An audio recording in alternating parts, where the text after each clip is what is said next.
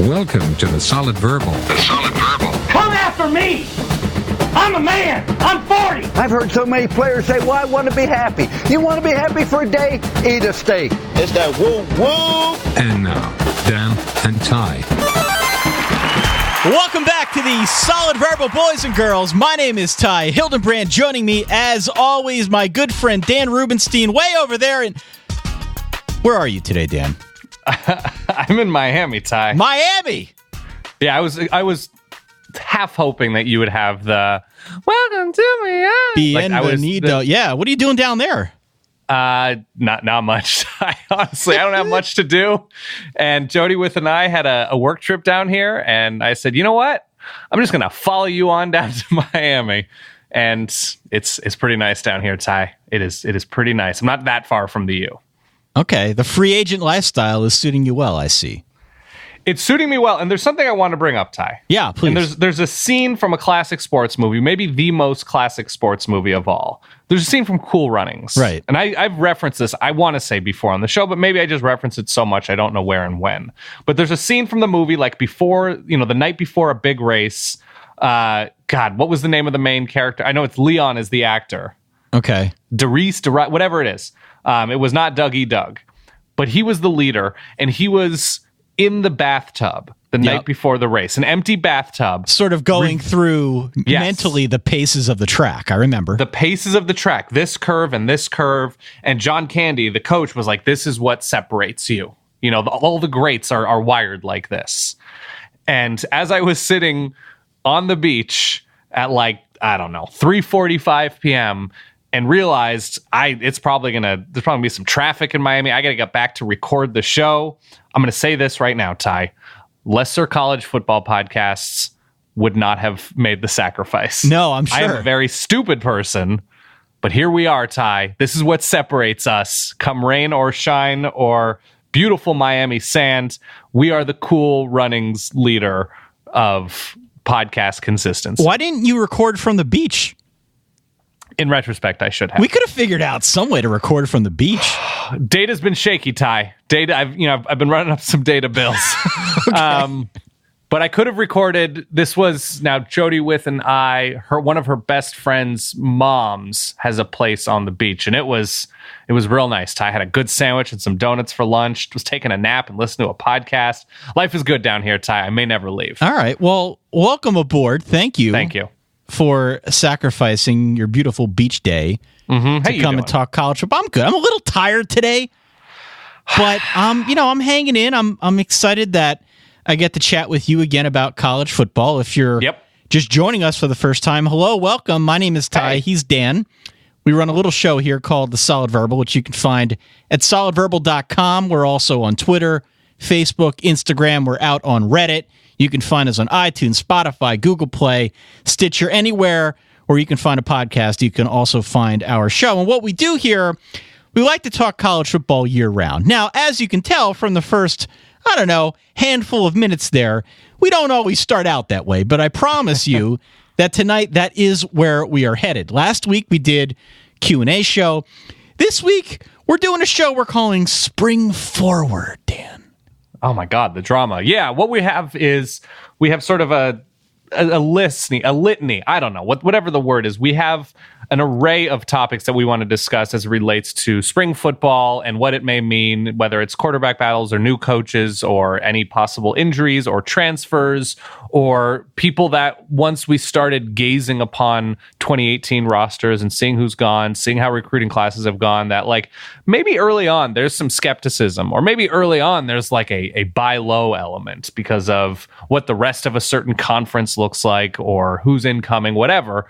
But we've selected 5 topics each. Yeah, that's correct. Sort of spanning from the positive to the negative and everything in between. I don't know all that much about your topics that you've had the opportunity to deep dive, and hopefully you have some curiosities about the topics I've chosen to deep dive. So I think we're just going to sort of go back and forth with these and figure out how, not necessarily major, but in the grand scope of things, interesting curious topics, what direction they're going in. So I'm excited for this because, Ty, it's already 2018. And because it's 2018, we have to talk about the 2018 season. We cannot continue to look back or always just be big picture, Ty. Sometimes it's time to put on that information snorkel and dive in. That is absolutely right. And it is... it's supposedly spring now here on the East Coast. They keep telling us this, although I saw a forecast calling for another 1 to 3 inches of snow on Saturday, which is going to ruin a golf round that I had I'm sorry. previously scheduled. Yeah.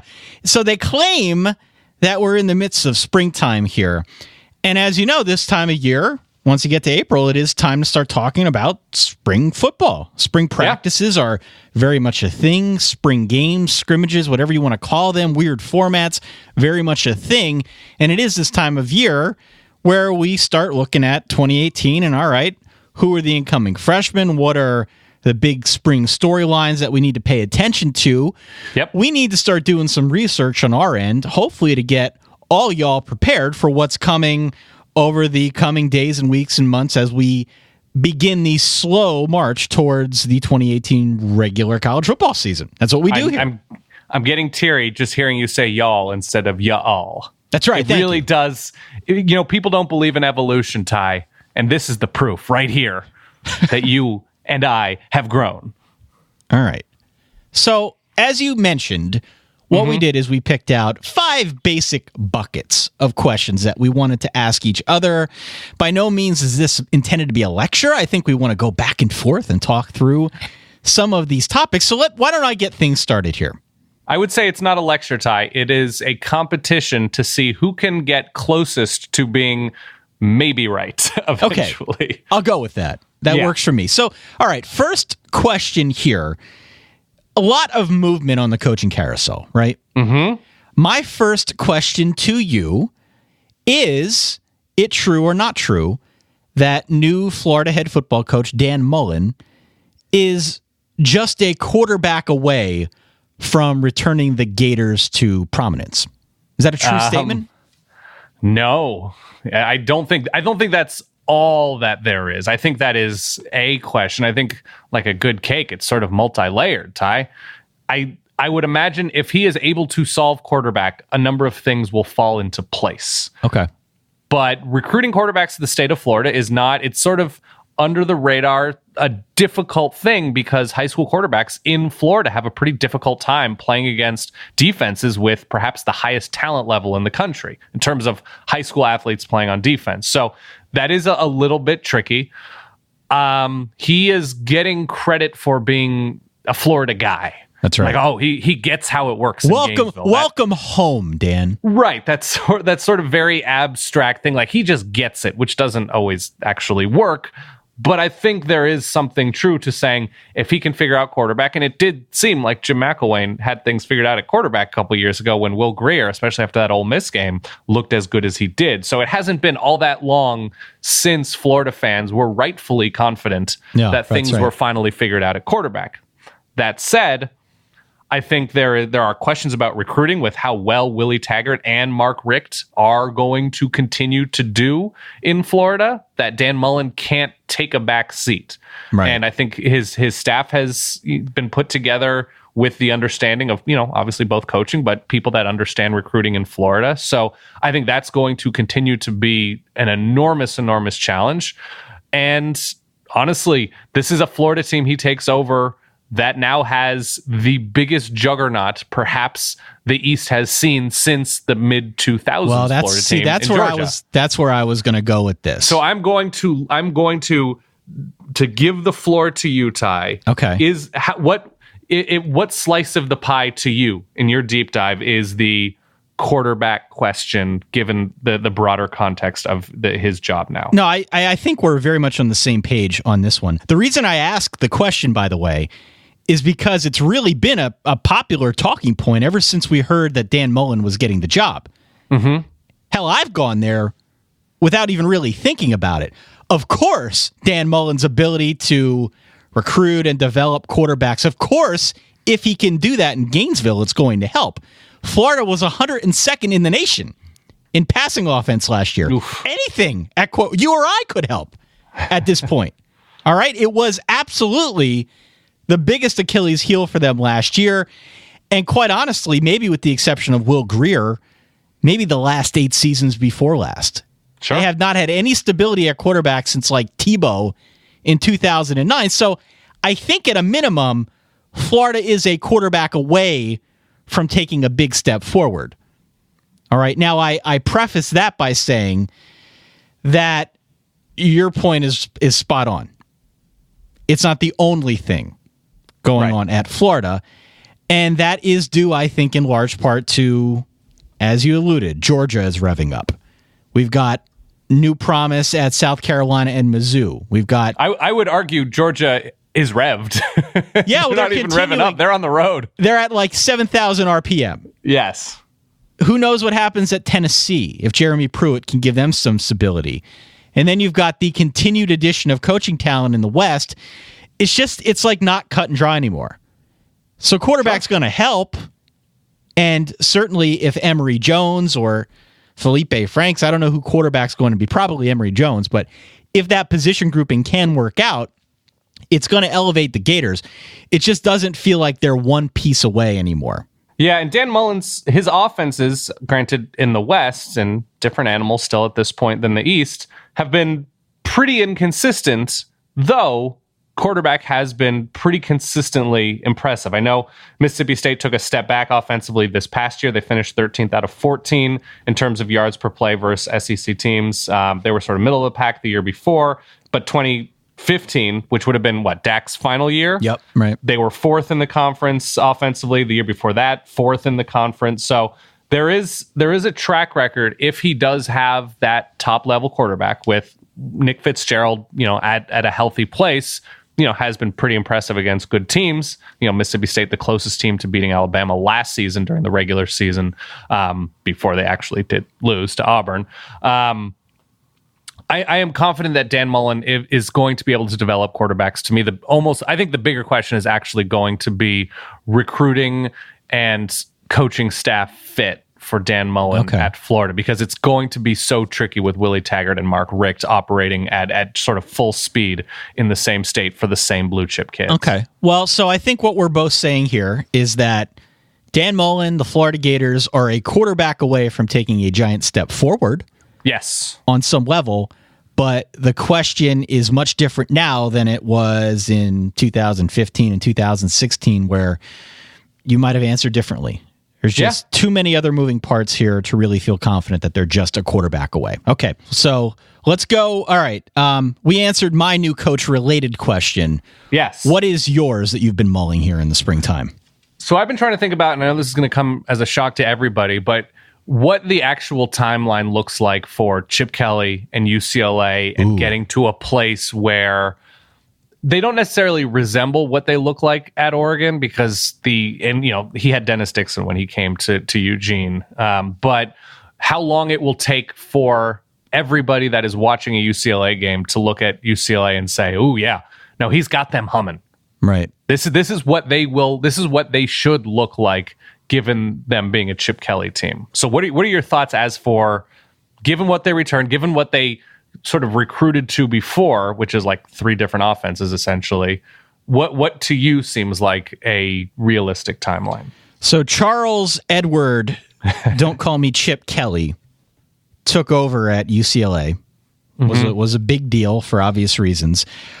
Is it going to pain you just a little bit to see the UCLA logo on that white visor? More than a little. Yeah. You gonna be okay? You gonna be okay, buddy? TBD. Well, I'm kind of mixed on this. UCLA, their biggest problem over the last couple years, just in terms of what they're putting out there on the field as a product, has really been defense.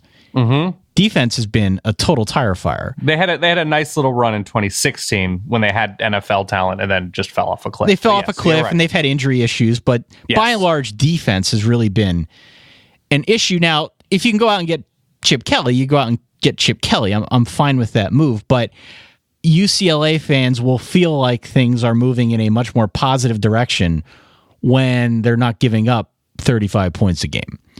Chip Kelly, to me, did not prove on any level that he could do that. Mm-hmm. On offense, I am curious to see how he utilizes the guys that are there. I think he's got enough talent at running back. He's got guys like Theo Howard who are versatile enough that they can run in that system. Theo Howard being a wide receiver, but he's got guys that he can utilize to run that system. I think it'll be fun to watch. I think he gets a little bit of a longer leash because he's such a high-profile coach, probably the most high-profile coach that UCLA's had in quite some time, as far back as I can remember. So they're going to give him plenty of time to get this job done until he decides to go elsewhere, essentially. So I don't know if timeline is so much of an issue, but I think it's going to take him, 3 years to get this thing humming the way. Really? Yeah. Okay. So few things to sort of download there. Jerry Azzanaro is the defensive coordinator. I love Jerry Azzanaro and what he was able to do with the Oregon defense. I fully do not believe UCLA up front has the depth and talent right now, especially on the inside, because I know Jalen Phillips is great and can be a great pass rusher. I don't think UCLA up front on defense, and really all that many places on defense. I know there are pieces. Darnay Holmes is a promising corner. He was like the number one corner in the country a couple of years ago. I think there's talent, but more than anything, if UCLA is going to be playing with tempo, which at times they will be with Chip Kelly, remember he doesn't go blur offense all the time. He plays with different speeds. But the big thing for Oregon when they really got to a good place was when they had depth on defense. They were rotating in a bunch of guys and keeping legs fresh as they were scoring super quickly. So they were building the depth and they were staying fresh on defense. And I think they will do a lot of that. At quarterback, there's an incoming true freshman that is promising, but I don't think he's on campus yet. Dorian Thompson Robinson, same high school as Tate Martell, of course, who was committed to Texas A&M, is now at Ohio State. So he's not there yet. And they thought they were getting a grad transfer, KJ Carter-Samuels from Washington. Jake Browning's back up, but he committed to UCLA and everybody assumed he was going there, and then decommitted and is going to Colorado State, which may be, an enrollment academic thing. I don't know why, if you have the opportunity to start for Chip Kelly at UCLA, you'd end up at Colorado State, but I don't have the full story and I won't pretend like I do. And so that leaves Devin Modster, basically, who had a good first half of a bowl game. That's really the thing we're most encouraged by against Kansas State before UCLA just collapsed against the Wildcats. So Devin Modster built, if you're to compare him to any of the Oregon quarterbacks, more like a Masoli type, maybe like 6 foot, 6'1", but built solidly, 210, 215. But they've been recruiting to a much more pro style system. They went to Kennedy Palomalu and then this past year, Jed Fish to run the offense for Josh Rosen's strengths. So I think it's going to take some time. I like the staff Chip Kelly has put together. I think there are going to be moments. I think UCLA should be able to beat a team or two that looks questionable on paper this year, especially with how in flux the South looks. But I think to expect anything significant in year one, even with some interesting pieces, I think is a stretch. So I think by the second half of 2019 is when it's realistic to look at UCLA and say, this is what we expect from a Chip Kelly identity team. I think that's the answer, because they're going to recruit well. They need to get the big bodies up front on defense, especially to rotate in and out. But I think they're going to get to a point by the middle of next season where you're going to be able to recognize this Bruin team as a Chip Kelly team. I think the other component here, at least in the short term, is how in flux the Pac-12 South is. Sure. Absolutely. Chip Kelly runs a scheme that it can definitely catch you off guard, even if he doesn't have all the pieces in place the way he might like. Mm-hmm. So there's definitely a chance, to your point, that he can knock off a couple teams that you wouldn't think UCLA is equipped to beat. And he's calling plays, I assume, because he doesn't really have a true offensive coordinator. He's got a quarterbacks coach. So there's the confidence that you are getting exactly what you signed up for. Yeah, sure. He's not passing off anything, at least in the short term. So you're getting the best of Chip Kelly. You're getting his eyes on a play-to-play basis.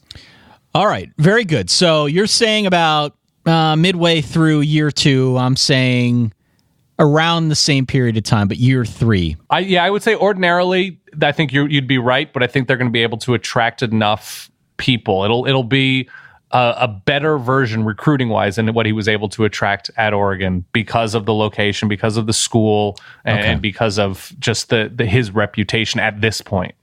All right, moving on. Let's go to quarterback battles. Yes. Daniel.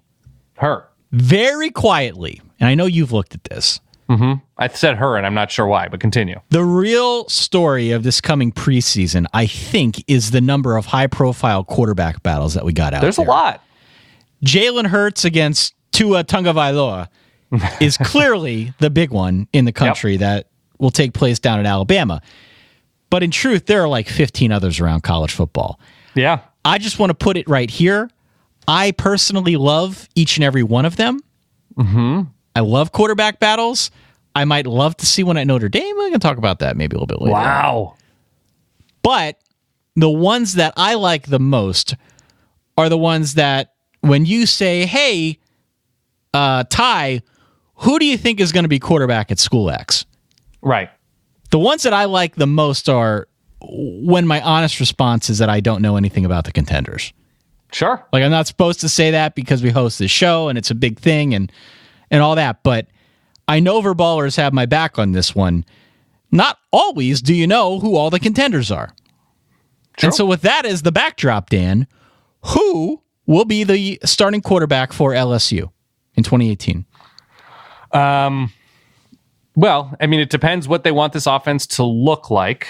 Miles Brennan obviously got a number of reps last year coming in at times for Danny Etling, who, again, I think there are stickers to this effect.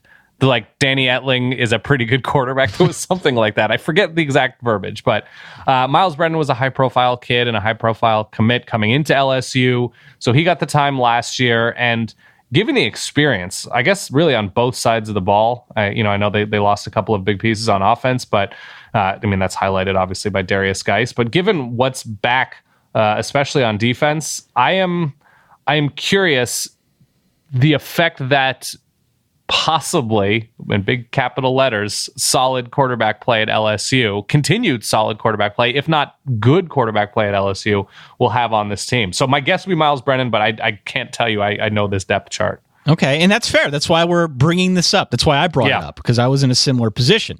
Miles Brennan, he's a sophomore, former 4-star, highly recruited, pro-style kid.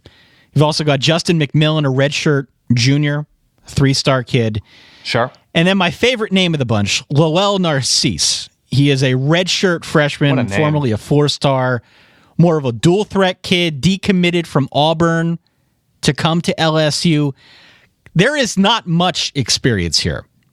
Miles Brennan is the most experienced, but collectively between these three guys, they only threw something like 25 passes in 2017. So we're talking really, truly full reboot at quarterback. We've also got turnover at offensive coordinator with Matt Canada leaving. Ed Orgeron has promoted from within. The new coordinator is a gentleman by the name of Steve Ensminger. Yeah, old new guy, new old guy. Yeah, he's been around. He's been around for a while. If that name doesn't sound familiar, that's okay. What you need to know is that he was the interim OC back in 2016, I guess, when Orgeron took over for like the final 8 games of the year. And had a really nice run. He did. They won 6 of those 8 games. Didn't do all that well offensively against teams like Alabama and Florida. Well, but it was certainly a big step up from what we saw under Cam Cameron. For sure. So there's that. I think the 2 names you're going to hear the most about are Miles Brennan and my boy Lowell Narcisse. Okay. Who would you give the edge to? Because these are 2 guys. I mean, Brennan obviously has the playing time edge. Yeah. Narcisse has the name edge. And name in that it's more fun to say.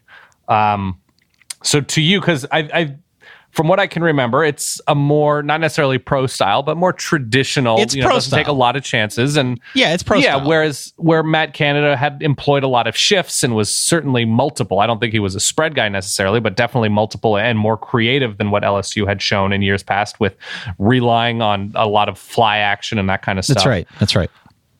So Ensminger is more of a throwback. He is absolutely more pro style than Matt Canada. If Matt Canada is a hybrid between pro style and spread, which I think is mostly accurate, Ensminger is much, much more on the pro style side of that equation. If you look back to what he ran in 2016 when he was the interim OC, it was much more pro style oriented. And I think just because of that, Miles Brennan's probably the guy. He's a better fit for a system like that. He's the best passer on the roster. and he has a little bit more experience than the others. Ensminger hinted as much. He did a radio hit back in February, and he said that Miles Brennan essentially would get like the first snap of spring practice. So, which seems reasonable. It absolutely. I think the smart money is on him. What I do want to throw out here, though, just as an important side note, there will be calls for Lowell Narcisse. He's got the way cooler name. He's a dual threat guy. He's a lefty. Basically a bigger, more southern version of Malik Zaire. And you know how I felt about Malik Zaire when he was recruited out of Ohio. Very excited. So he's got a skill set there that Ensminger can utilize, maybe in special sets. I hope for their sake they don't try running the 2-quarterback system. I don't think that would go over well with LSU fans, given where they've been. That would not be a good idea, but I think you'll see a little bit of Narcisse, but Brennan's probably going to be the guy. So LSU goes 9-4 last year, and there is something a little bit disconcerting about 1 year of an offensive coordinator. Whatever the fault was in the Matt Canada, Ed Orgeron bigger picture relationship, do you have, and I say this knowing this is from afar, do you have concerns about the idea of Ed Orgeron, as a sort of a look back on what went wrong for Ed Orgeron and saying, well, he had 4 offensive coordinators in 4 years and it's hard to win. Do you think that is a possibility, that he is not going to be able to find the guy to get LSU to where they should be, considering their year in and year out talent level? Oh, 100%, Dan. Well, that could be a part of a eulogy. Oh, 100%. And to be honest, I think that could be a convenient excuse if it doesn't work out for Ed Orgeron. Right. But on some level, if LSU, with all of their recruiting advantages, can't get back to where we both think LSU should be, it probably speaks more to Ed Orgeron than it does any coordinator, don't you think? Oh, yeah. And that's true of Will Muschamp at Florida. Yeah, Charlie absolutely. Weiss and Kurt Roper and whatever. And then you look at, Jim Mora, and he's owning the news cycle as an unemployed coach. And a lot of the reason why there were issues at UCLA was bad coordinator hires. It was Noel Mazzone, who then took off, and then it was Kennedy Palomalu, who we mentioned, and Jed Fish, and that's tough for anybody to succeed with. And I'm talking anybody like the players on the team, on the offense, just because the verbiage, which if you've listened to the Chris Brown episode, that's an incredibly difficult thing. And so this hopefully works out for LSU, but if it doesn't, it almost cements Ed Orgeron's time at LSU, unfortunately. All right. Where are you going on the quarterback front, Dan? What's your question entering spring? So we'll stay somewhat regional. I'm super curious, and this is going to be a shocker again for everybody shocked at Chip Kelly, what Florida State is going to look like at quarterback. Ooh. Because there are 2 understandably decent cases for, James Blackman and DeAndre Francois. And so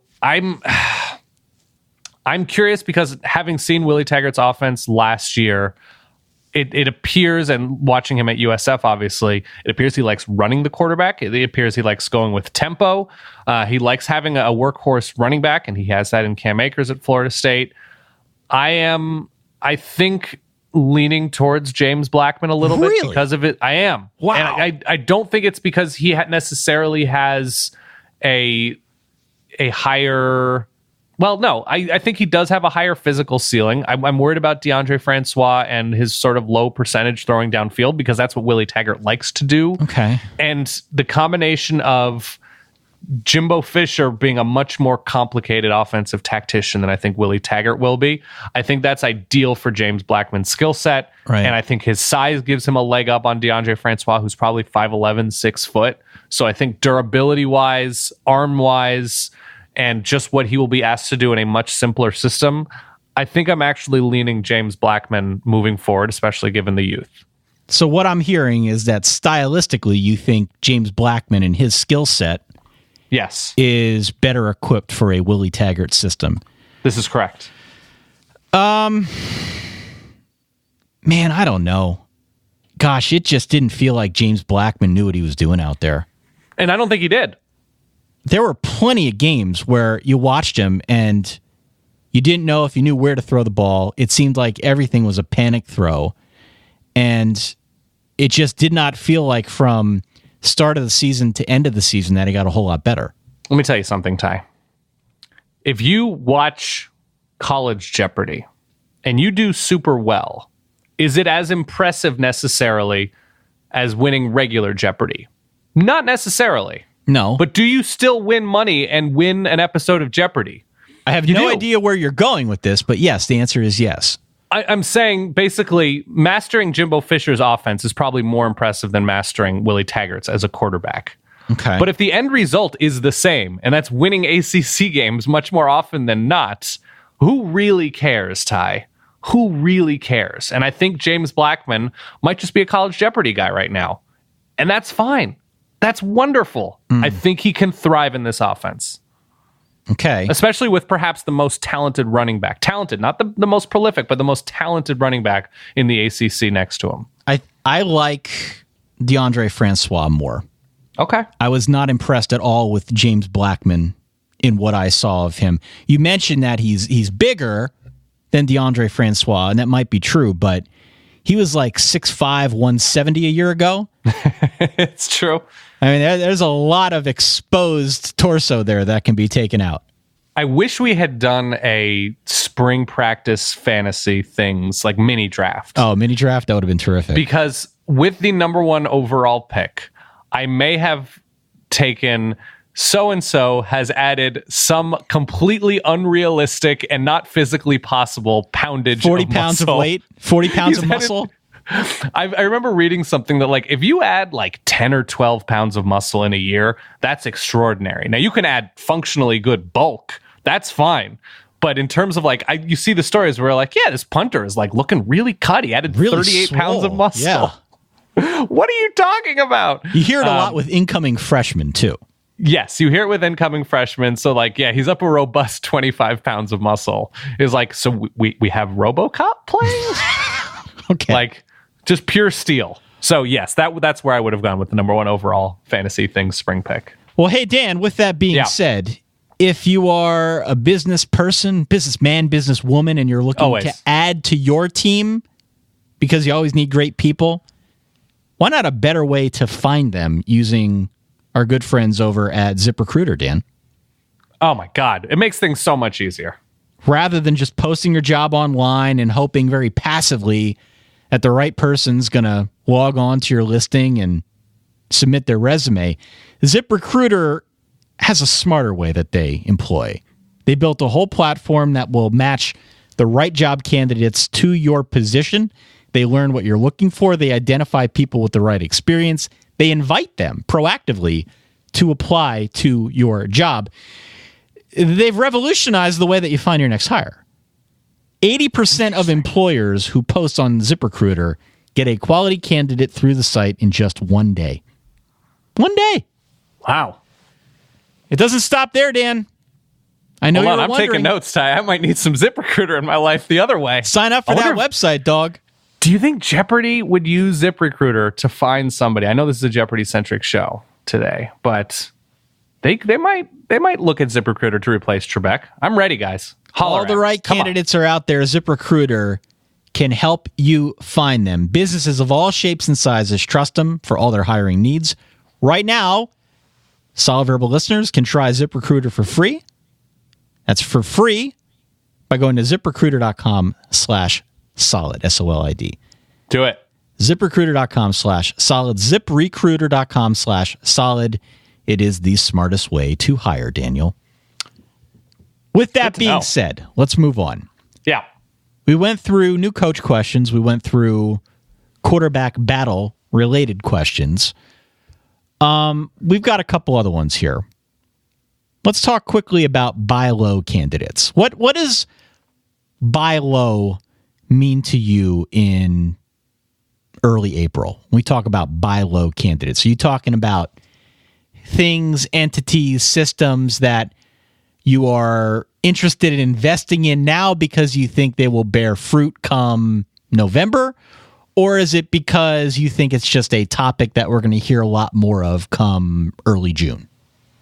It could be any of those things. It could, to me, it basically means who could we potentially be sleeping on as a team or position group or side of the ball that could see significant improvement in 2018, both because of personnel and experience and recruiting, or just the context of a schedule or what other teams look like that are in their division or in their conference. So it's somebody that, like, I probably, in looking at contenders or really impressive teams, I'm probably sleeping on at the moment just because they haven't been there recently.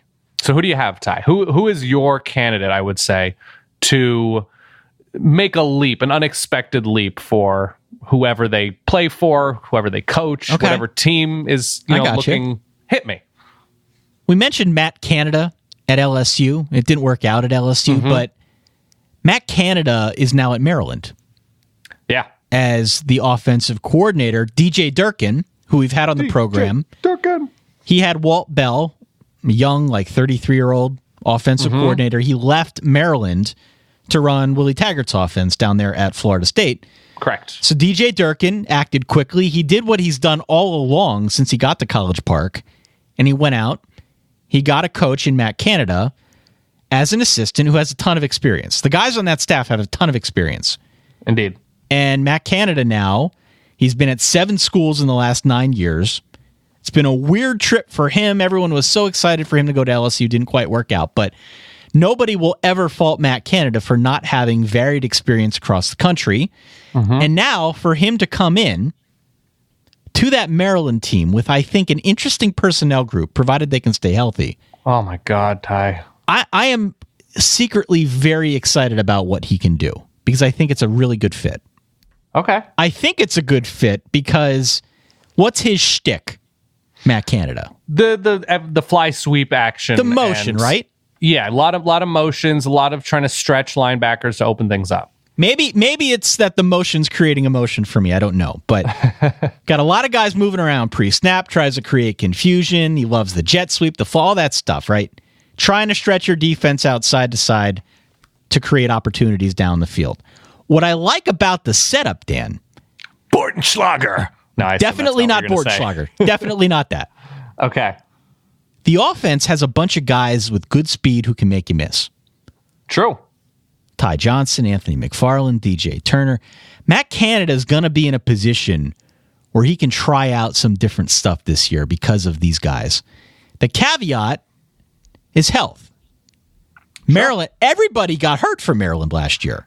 They did. And we're not fully going to know the health of Tyrell Pigram, Kasim Hill at quarterback till like later in the year. They're not going to do anything this spring. Both of them tore ACLs last year. The offensive line might be healthier later in the year. If this all comes together, it's going to happen late summer. It's going to happen all at once. Assuming good health, it seems like Matt Canada could build a sneaky, dangerous ground attack here at Maryland with a lot of guys that have interesting skill sets. So Maryland is on a winning streak against Texas, and they opened up the season with them. I believe it's at home in College Park. The good news about their schedule, and I think there's some merit to what you're saying, because Penn State's defense should be a step worse, yes, sure, than where they were. Ohio State, I mean, they closed the season with Ohio State and Penn State, but Ohio State, has had this otherworldly pass rush that probably won't be quite the same, but they've recruited at such a crazy high level that maybe it'll be that way by the end of the season.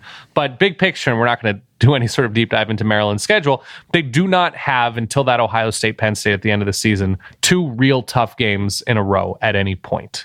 So hopefully things don't get compounded. Hopefully they have bounce back opportunities if things go wrong, if there are injuries. Hopefully they're minor if they exist.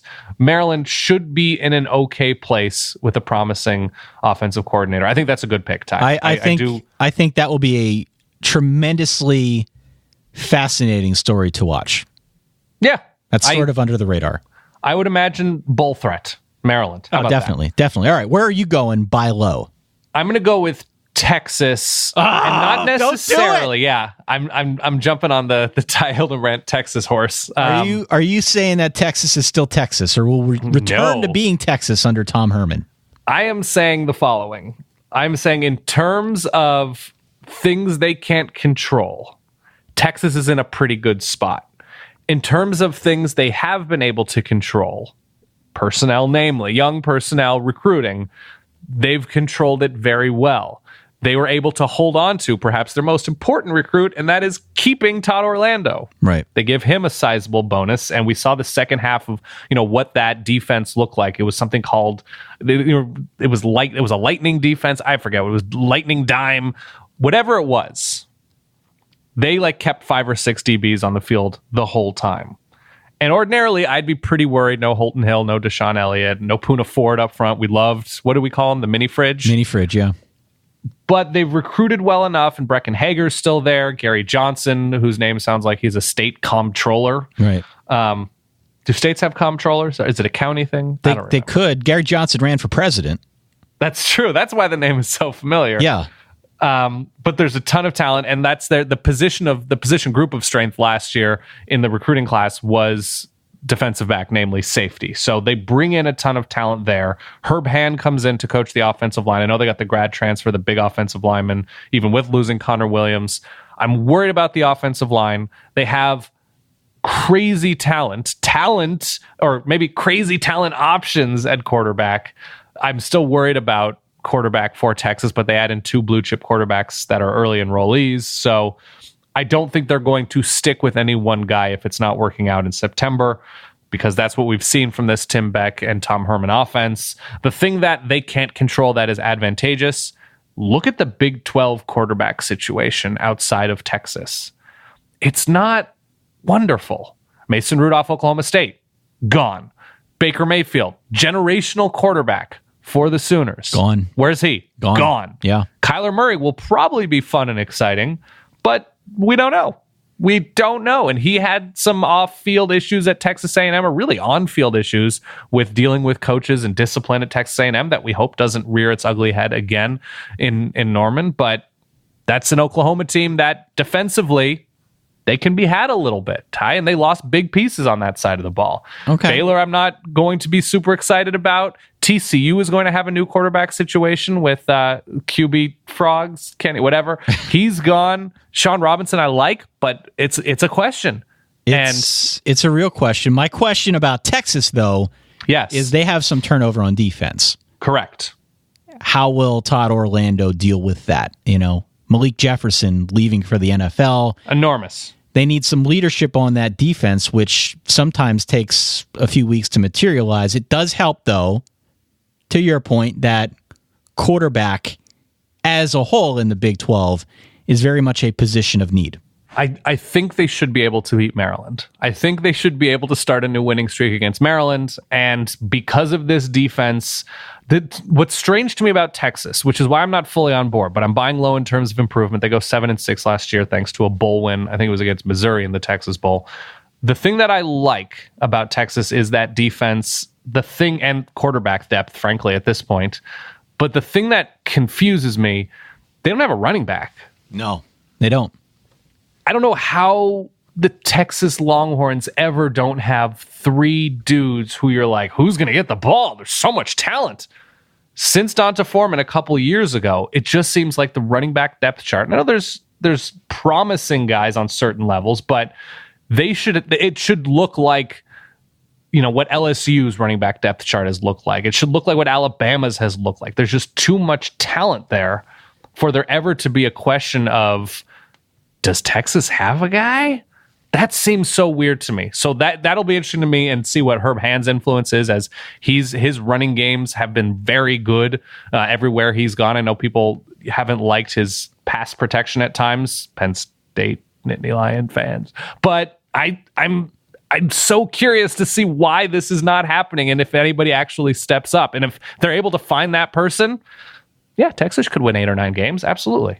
So I am sensing, and I am tipped off a little bit to this because I've got it in front of me, but I'm sensing, based on what you said regarding the Big 12 and specifically Oklahoma, that while you're buying low on Texas, you have sufficient reason to sell high on Oklahoma. And it's in front of me, so I know that's your selection. But why are you inclined to sell high on Oklahoma now?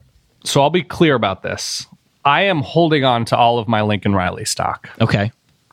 I am selling high on Oklahoma right now because I don't know if people fully appreciate how great Baker Mayfield was. I'm sure Oklahoma fans do, but within the context of this Oklahoma program from afar, he was incredible. And Oklahoma's had incredible guys in the past, and Jason White and Sam Bradford, but there was something about Baker Mayfield that he basically single-handedly overcame so much. You know, you lose D.D. Westbrook, no problem. You lose, the two great running backs that they had in Joe Mixon, Samaje Perine, no problem. Ronnie Anderson steps up. But Baker Mayfield running that offense was such a high degree of football beauty that even if Kyler Murray is pretty good, there are so many questions about this defense who lost like the actual two good pieces, the pass rushers that they had were so leaky, and it didn't really matter until like the final 18 seconds of the Georgia game, that I think without that talent on offense and the fact that Lincoln Riley is still coaching a staff that he didn't really hire, it's still sort of a holdover situation, so it's not really his full vision, it seems. Once he gets to that point, I think I'm going to be all in. This is just selling high on Oklahoma as a playoff contender, because that's where they've been. So right. I see Oklahoma as a top 20 team right now, but if they finish the season, 17, 18, 19 in any of the rankings, then that will seem about right considering what they've had to turn over. I think we're actually of one mind on this issue. I didn't go Oklahoma, but my reasoning is very, very similar. As you know, there are a lot of reasons you can sell high on something, and not all of them are because you think something's going to instantly tank. Right. Especially on this show, we don't always like to highlight the negative. We try to look at things positively. Yeah. And I'm not going to root for anything. There's a ton positive about Oklahoma, mind you. Oh, yeah, absolutely. I'm just not going to root for anything to instantly tank. The other reason that you can sell high is, I think, for the reason that you're going Oklahoma here. Sometimes you just want to cash in your chips when you've got a profit. True. Yeah. Been on a heater. That's sort of how I feel with UCF right now in their offense. Sure. Their offense led the nation last year, 48 points per game, which is incredible. Second only to Oklahoma in yards per play. The numbers were ridiculous, off the charts. Now, they brought in another offensive-minded guy in Josh Heupel. Oklahoma connection, by the way. Yeah. To run the program because Scott Frost went up to Nebraska. My question, and the one that I think ultimately led me in this direction, is how much better can they really get on offense? True. I'm not selling because I think it all goes off the cliff, but Mackenzie Milton, 37 touchdowns, over 4,000 yards. The offensive line has a lot coming back, plenty of talent at running back. Defense, maybe an issue, but we're not talking about defense here. There's a lot of firepower on offense, and I'm sure they'll be very good. I'm just not nearly as fired up about Heupel as I am Scott Frost. Maybe it's a me thing, I don't know, but I'm just wondering how much better it could possibly get. Stop me when I get to a defense that is on UCF's schedule, and I don't disagree with what you're saying, but I think it might be hard to discern because they bring back such a good quarterback and a roster of players that have succeeded on such a high level in terms of production. UConn, South Carolina State, North Carolina, FAU, which I cannot wait for that game. Yeah, that's September 21st. Pitt, SMU, Memphis, ECU, Temple, Navy, Cincinnati, maybe, USF. No, man, I like USF's defense, but there's nobody that jumps out immediately as like, okay, that's going to be a big test. Yeah, no, you're 100% coming off a right. win against Auburn, against moving the ball against Auburn. Granted, a bowl game, but same players. This wasn't an Auburn B team. I like this UCF team. This offense, led by Mackenzie Milton, in the passing game, was at something like 10.2 yards per attempt. They're very much a big play team. Yeah. All right? Ridiculous. I just don't know how much better they can do. Sure. And so I am inclined, if I am an investor here, to take my profits and run. I will root for UCF to win a second consecutive national championship, mind you. Will you make me a promise? Depends on the promise, but... All season long, will you call their coach Josh Heupel instead of Heupel, which I'm pretty sure it's Heupel. Josh Heupel, sure. Heupel! I could do that for you. I'm an enormous fan. Thank you. And that brings us to our final question then. We've got a wild card question in here.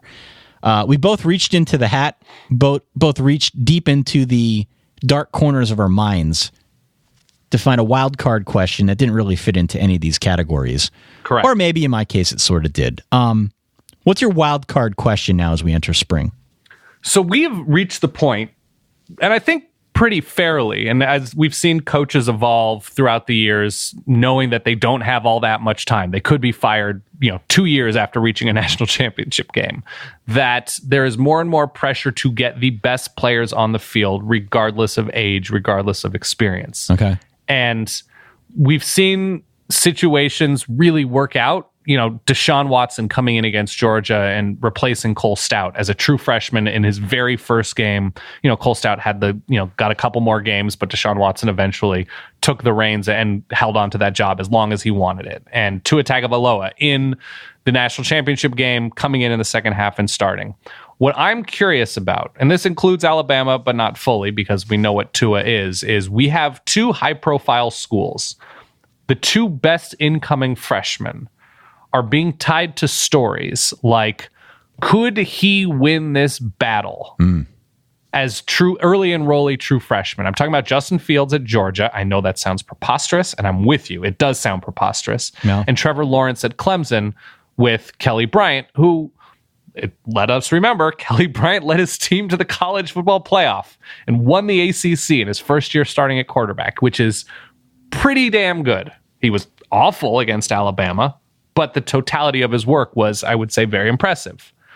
I am curious to what extent, and every case is going to be different, but to what extent these high profile, and as quarterbacks come into college football more and more prepared, because it's now a year-round sport playing quarterback, and just look more and more polished earlier on, are we actually going to have a quarterback battle at these places? Wow. Because the ceiling of these freshmen, and these, again, are freshmen that we know nothing about in terms of readiness for high-level college football.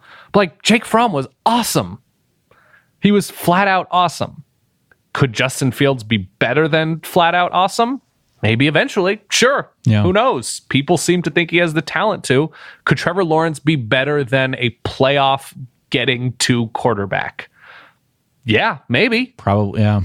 But that's already a question in the spring as you look around college football. These top level guys coming in because of recent success of true freshmen like Tua Tagovailoa and Deshaun Watson a couple years ago at Clemson. Should we take these battles seriously? As Kirby Smart and Dabo Swinney have the most job security outside of Nick Saban probably, but things can turn and they don't seem to be afraid. I am fascinated with the fact that these freshmen are probably going to get pretty serious looks, which is crazy. Yeah, I mean, talk about two guys who have really been highly sought after. We've heard about both of them for years now. And Justin Fields at Georgia, to me, is something that I find a bit confounding. There's some off-the-charts confidence there. Oh, there really is. For him to go to Georgia at all, to me, was a questionable decision, given the success that Jake Fromm had. And especially, I think, given what Kirby Smart was witness to at Alabama. Mm-hmm. A lot of quarterbacks that were similar to Jake Fromm, right? A guy who can go out there and be, at least to start, a little bit more than a game manager and still take a team to incredible heights. Jake Fromm's only going to continue to improve, even if he doesn't have quite the skill set of a guy like a Justin Fields. Man, I love Jake Fromm. He's not a bad option. He's a really good option. He got them to the national championship. Yeah.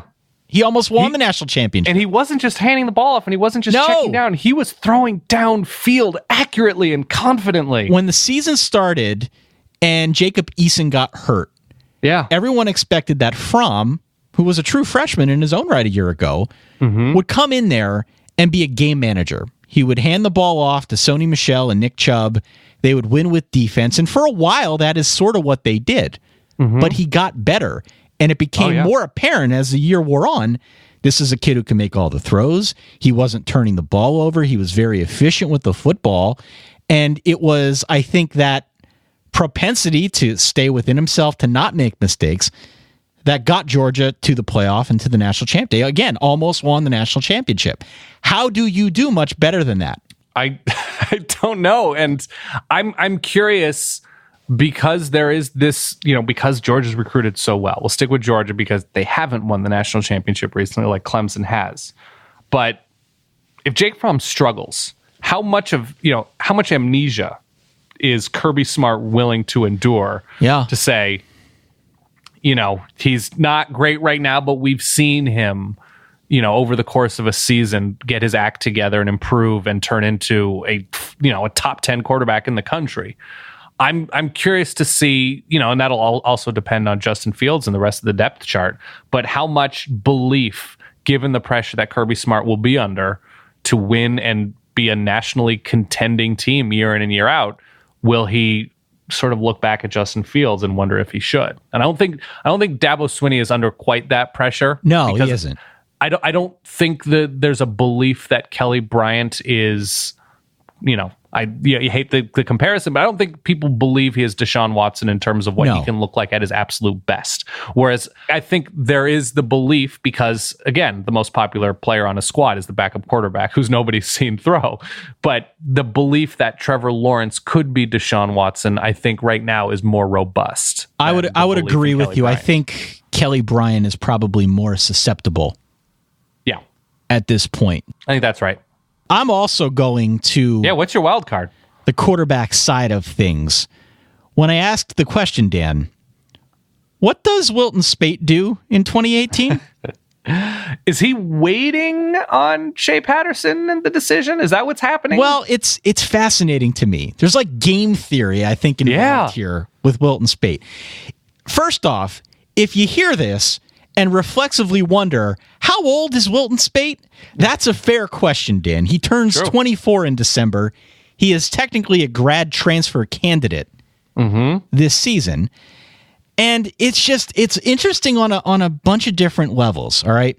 He can be a grad transfer if he wants to. And it sounds like he's interested in kicking the tires, finding out what's available to him. But You're it also... spring ball right now, Ty. Yeah, it also feels like he'd really like to come back to Michigan and give it one more go, but only if there's a job for him at quarterback. And that's where it gets a little muddy because you may or may not have heard of the whole Shea Patterson thing and how that comes into play. But Shea Patterson transferring away from Ole Miss, good quarterback, just completed his sophomore season at Ole Miss, good quarterback, transferring away and out of Oxford because of the fallout from the Hugh Freeze firing. Normally, when you transfer away, you have to sit out a year. That's the rule. But he filed a case with the NCAA. He says he should be able to play right away because he was misled. Correct. Misled about the severity of the sanctions that were coming down against Ole Miss after the whole Hugh Freeze thing. He's got a case. His lawyers are encouraged, at least by the reaction and the line of questioning that he's gotten from the NCAA. But Michigan just put this waiver in at the, I think, end of February. There is really no telling when the official verdict is going to come down. Right. So at this point, when we're doing the show in early April, it seems promising, but frankly, we don't know. Yeah, and Michigan has options. This is not a binary. That's right. It's not one or the other because aside of Wilton Speight, who maybe could stay if he wanted, and aside of Shea Patterson, you've also got Brandon Peters, who we saw a little bit of at the end of the year last year. What a roller coaster the Brandon Peters experience was. Starting out with, it was like, ooh, I wonder, like, oh my God, is he? And then it was, oh, no. But what still happened? A young kid, right? Still only a freshman. Absolutely. Yes. He was thrust into a situation as a third string that he was not fully ready for. And then there's also Dylan McCaffrey, who's got a little bit of status and name recognition because his older brother Christian, obviously was all-world everything at Stanford. So he's another guy, a highly regarded, highly recruited quarterback who opted to play for Jim Harbaugh. Yes, and the wildest of cards in this depth chart, I think. Oh, so nobody knows for sure. Again, just to recap, when the NCAA is going to make their ruling on Shea Patterson, I think if he can play right away, he's probably the guy. Is that fair? Wilton Speight is not better than Shea Patterson, right? I think so. I think in terms of ceiling, in terms of because of what this Michigan team returns on both sides of the ball, Shea Patterson is the most ready to win a Big Ten championship. Yes. But if Shea Patterson isn't allowed to play, there's clearly a clearer path for Wilton Speight. It might be more of a controversial decision for Jim Harbaugh, but that's when you get into what makes sense for the program. Because Harbaugh's probably more comfortable with Speight. He's had more time with him. It's just that Michigan needs a lot more production at the quarterback position than they've gotten over the last couple of years, which did include Wilton Speight to some degree. And so at that point, then we're talking like, all right, well, could he turn it over to Brandon Peters, who we saw a little bit last year towards the end again? Could we maybe go young and fresh with this thing with Dylan McCaffrey? Again, one of the top quarterbacks in the nation out of high school. Really no guarantees on any side of the coin, Dan. If you're Wilton Speight, what do you do? Man, don't go to Pitt. Don't do it. Don't do that. Don't go to Pitt. Yeah, that just sort of seems like a mess right now. I don't know. I honestly don't know. I mean, UCLA's depth chart isn't wonderful at quarterback. If it's a one-year thing, he could run an offense. I mean, he's not going to run a Chip Kelly blur running quarterback offense. Are they going to get him outside the tackles? But could he be Nick Foles for Chip Kelly in year one with the Eagles? Yeah, maybe. Maybe. I guess it depends on your goal. If you want to play, if you think you can play in the NFL, like a lot of D1 kids do, he's got the size. The physical traits are there. Physical traits are there. If you think you can play in the league, you got to go somewhere where you get surefire playing time. Yeah. And there's a real good chance that place for him is not Michigan. So if that is the goal, then you gotta take advantage of your transfer card and go elsewhere. If that isn't your I think goal, that's right. If you just like Michigan, you want to quarterback Michigan, you think Michigan's close, you're more inclined to just stick around where you think you can win right now, then maybe you hang around. Again, the Shea Patterson thing is very much in flux. You got a guy in Brandon Peters who, like you said, was up and down. Dylan McCaffrey, a great unknown. If you really like Michigan, then you stick around and you hope that Jim Harbaugh's comfort level with you is enough to get you the job. But otherwise, I think you got to go elsewhere. Yeah, I'm trying to look at who else could use a quality grad transfer like Wilton Speight would be. Wazoo? I don't know. Is he that good of a thrower? I think he can be. I think what he was asked to do was not great these past couple years at Michigan, and obviously he had injury issues. So I mean, I don't know. The other thing too, when you talk about a grad transfer, this is not like Russell Wilson. Correct. This is not a sure thing going in. Yeah. Like you knew with Russell Wilson that no one expected him to be as successful at Wisconsin as he ended up being, but you at least had a little bit more data on what he did at NC State to feel like, okay, it's probably going to work out to some degree. Wilton Speight's been hurt. Mm-hmm. Even when he played, it wasn't like all puppy dogs and ice cream here. So I'm not sure he's quite a known quantity the way we've seen some of these other guys been in the past. Even like Ryan Finley was more of a known quantity. Definitely. You know who? Listen, I don't know Wake's depth chart at quarterback, but with how the Wolford wagon developed this past year, all right. And he's I think Wilton Speight is from Virginia, so from the Atlantic coast. I don't know. I'd like to be involved with the claw fence, Ty. I don't know about you. Okay. I'd flirt. So again, just to recap here, a fun show. Talking some actual football. It's been a while. Love it. I talked about a lot Dan of Mullen. guessing. Dan Mullen, is he a quarterback away? Talked about the quarterback at LSU. Talked about Matt Canada at Maryland, the UCF offense, and Wilton Speight on my end. Mm-hmm. And you were asking all sorts of questions about Charles Chip Kelly, Florida State. What do they do at quarterback? Texas potentially getting back to being Texas, or at least find a running back, people. Being more Texas in light of the quarterback turnover in the Big 12. Yep. Oklahoma, how they fit into this whole mess. And then two really intriguing quarterback battles that could sprout up both at Georgia and Clemson. I'm excited, Ty. I'm excited for, I don't know, just guessing about things the rest of the spring and summer, because we're so bad at that. That's what we are very bad at it. But I like hearing your voice, so we're going to keep doing it. All right. Well, again, just a reminder, if you're finding us for the first time, hello, welcome. Thank you for listening this far. God help you. We're the Solid Verbal, solidverbal.com if you want to check out all of our stuff. We're on iTunes, we're on Spotify, Stitcher, Google Play. Every place you can find a podcast, we are there. We're also on all of the social medias, be it Facebook, Twitter, Instagram, on Reddit, you name it. We're all over the place. Reach on out. Send us an email at solidverbal@gmail.com. Let us know what's on your mind. It's a long college football offseason. We promise you we're going to be here each and every week talking about whatever we can think up. If you've got topic suggestions, send them on in too. Sure. We are a year-round college football extravaganza. Celebration, if you will, Dan. I will. So how much longer are you down in Florida? Another day, basically. So we're recording this on Wednesday evening, coming back to New York, Womp, Thursday evening.